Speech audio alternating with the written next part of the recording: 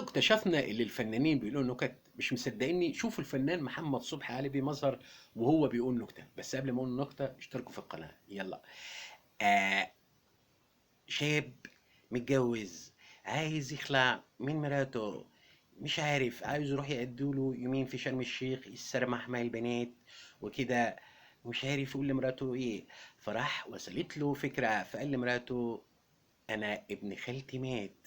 قلت له طب خدني معاك عشان عايز. لا لا بنت انت نيلة، انت تقعدي هنا وانا اروح اهزي واجي بسرعة.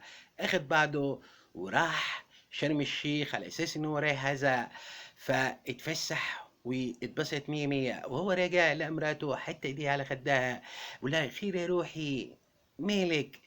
قالت له تصور وانت غايب الشباب اعتدوا عليا وقالوا لي حاجة من الاتنين، لا اما تغني لا اما نغتصبت.